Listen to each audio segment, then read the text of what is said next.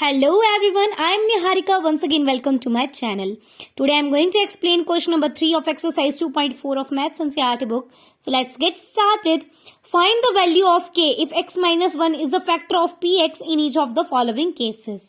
So यहाँ पे हमें पॉलिनोमियल गिवन है एंड हमने यहाँ पे फैक्टर लेना है x माइनस 1 सेम एज इसी में हमने k की वैल्यू भी फाइंड आउट करनी है.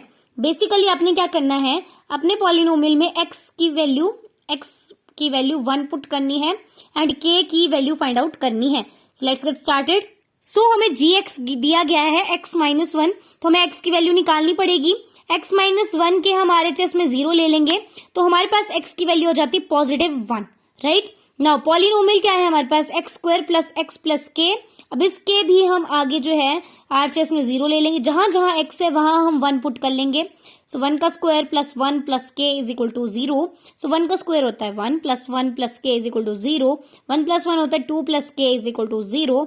नाउ के इधर ही रहेगा, आपका वेरिएबल इधर ही रहेगा एंड 2 जो यहाँ पॉजिटिव में था वो RHS में जाते ही नेगेटिव में कन्वर्ट हो गया एंड हमारे पास के की वैल्यू -2 आ जाएगी. Right now the second part, हमारे पास पॉलिनोमियल है 2x स्क्वायर प्लस के एक्स प्लस √2. यहाँ पे भी आपके पॉलिनोमियल का जो फैक्टर है x माइनस 1 ही लेना था, तो यहाँ x की वैल्यू पॉजिटिव 1 आ जाती है again. So let's solve it. Here we get 2 multiply by 1 square plus k multiply by 1 plus √2 is equal to 0. 2 multiply by 1 is 2 plus k plus √2 is equal to 0. Now k आपका यही रहेगा. अब इसके साथ जो डिजिट्स थे वो RHS में चले जाएंगे, RHS में ट्रांसफर हो जाएंगे. राइट सो यहाँ 2 जो पॉजिटिव में था वो भी नेगेटिव में हो जाएगा, साथ साथ √2 भी पॉजिटिव में थी तो RHS में जाते ही √2 भी नेगेटिव में हो जाएगा.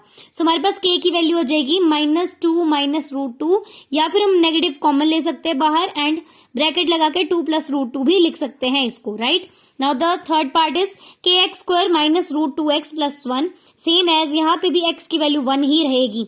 सो यहाँ हमारे पास जो आता है इक्वेशन वो बनती है k multiply by 1 square minus √2 multiply by 1 plus 1. सो यहाँ हमारे पास आ जाएगा k माइनस √2 प्लस 1.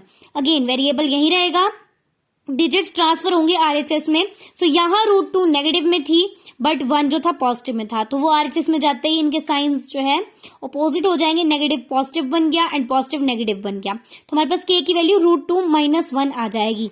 ठीक है नाउ डी पार्ट हम सॉल्व करते हैं.